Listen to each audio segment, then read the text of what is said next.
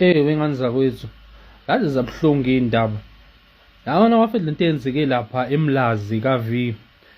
Bafethu, mina ngiyayazi le nto and ngibuhlungu ngayo because I know what it's like. Yabona bafethu, ingozi yomgaqo.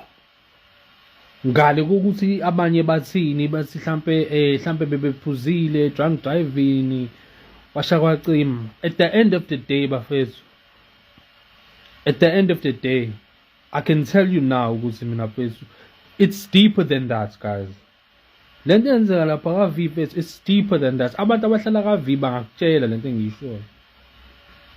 Ngale ukuthi ngiyezwa nje bese ngibona ama-comment nje bese post ama-video abanye bethi i-drunk and driving, abahlukane nabantu bamapolo.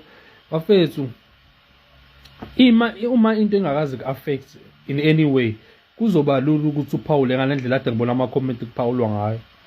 Yabo mina bese ngila ngamasho bese eQuarry Heights, yabo, kube Avok, kube umasho.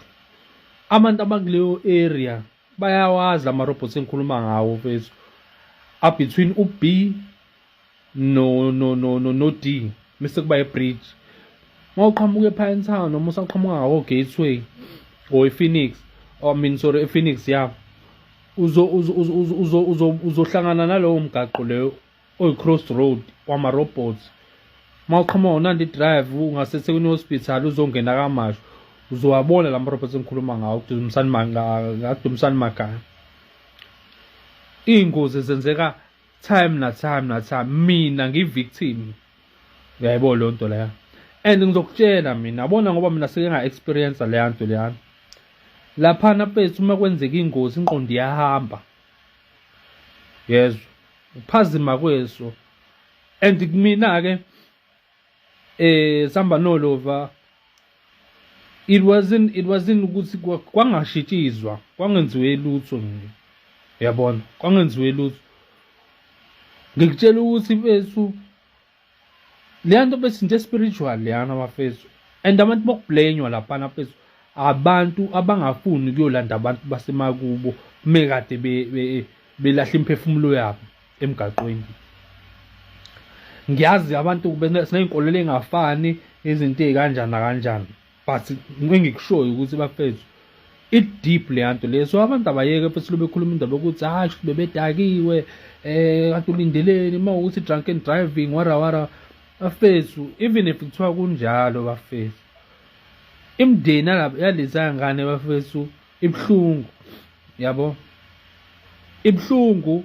And thina sinosisi bethu ngeke sikwazi ukubabamba ukuthi behambe nobani bengazwani nobani, yabo. But ngiyaye ngisho ngithi mina bethu ongcono bethu ungathi uma ubona ukuthi lo muntu esihamba naye ngeke usedakwe kakhulu, ungangeni emotweni. Sengisho lokhu laba abacabanga ukuthi mhlawumbe iyona cause, but mina engineshow yayo i-cause yalento eyenzakalile mfethu, and isazokwenzeka kancane. Yilabantu abangafuni ukulanda abantu basemakubo asebedlulile emgaqweni. And akukhosti imali mfethu ukulanda umuntu wakini nimise ekhaya, ihlahla nje kuphela, mhlahla nkulu. Kodwa manje abantu abafuni, abayingeni leyo nto ngobani, abakholelwa ey'ntweni ey'kanjalo. Yabona mfethu, njengoba ngisho ukuthi uma yenzeka le nto mfethu, ukuba kuphazima kwesi ingqondo ihambe. Yabona nje kwenzeka kuthina bethu, mina ingqondo yabuya sekhona ama-breakdown, yabona, sekhona ama-breakdown. Kwenzekeni?